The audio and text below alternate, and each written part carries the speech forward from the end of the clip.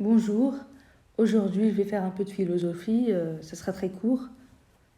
Je vais vous parler des philosophes du contrat social et ce que je fais aujourd'hui vous pourrez l'utiliser lorsque vous allez aborder les notions de l'État et de la liberté.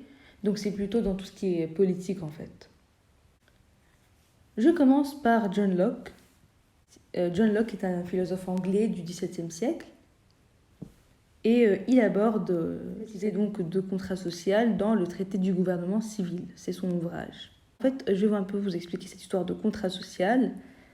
C'est l'idée selon laquelle on fait tous un accord, un pacte pour vivre ensemble en société.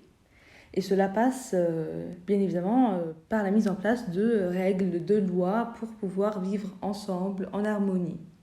On peut dire pour certains, la présence de lois va en contradiction en fait avec cette demande d'avoir une liberté, puisque les lois peuvent être une limite, un frein à notre liberté. Mais pour John Locke, ce n'est pas du tout le cas, parce que on donne notre consentement tacite d'obéir aux lois quand on décide de vivre en société. Et par conséquent, les lois sont légitimes et compatibles avec les droits individuels, tant que c'est appliqué à tous et que ça n'exclut personne. En fait, John Locke est du courant du libertarisme, qui dit en fait qu'une société juste, c'est une société dont les institutions respectent et protègent la liberté de chaque individu. C'est pour ça que je passe à Jean-Jacques Rousseau, philosophe du XVIIIe siècle, qui va dire donc dans son ouvrage Le contrat social que c'est vrai qu'on perd une certaine liberté, mais c'est la liberté naturelle. C'est une liberté qui est en fait mieux de perdre, parce qu'on gagne à la place une liberté qui est mieux, en fait, qui est supérieure, et donc c'est la liberté civile.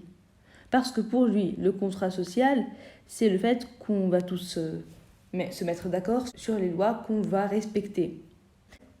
Et par conséquent, lorsqu'on obéit à ces lois, on obéit aux lois qu'on s'est prescrites.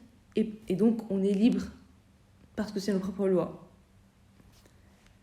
Donc, il méprise en fait la liberté naturelle. Et il dit que, et je le cite, l'impulsion du seul appétit est esclavage et l'obéissance à la loi qu'on s'est prescrite est liberté. Enfin, Thomas Hobbes, qui est un philosophe anglais du XVIIe siècle, parle lui aussi de cette idée dans son ouvrage Le Léviathan. Et il dit que dans notre état de nature, donc avant de vivre en société, qu'il était un état de guerre permanente, où chacun lutte pour sa survie et que la liberté de l'un s'achète au prix de la liberté de l'autre. Ce qui fait qu'on est dans un danger. Et c'est ce qui fait aussi qu'il va dire, et cette phrase est très connue, que l'homme est loup pour l'homme. Par conséquent, puisqu'il y a un danger à laisser chacun être complètement libre, il faut limiter cette liberté en donnant une partie de notre liberté à celui qui va gouverner, donc le Léviathan, qui va nous garantir en échange la sécurité. Et c'est ce qui est le plus important pour Hobbes, la sécurité est supérieure à la liberté. Et d'ailleurs, mais pour ne pas vraiment parler de politique, mais faut savoir qu'aujourd'hui, beaucoup d'États croient en cela.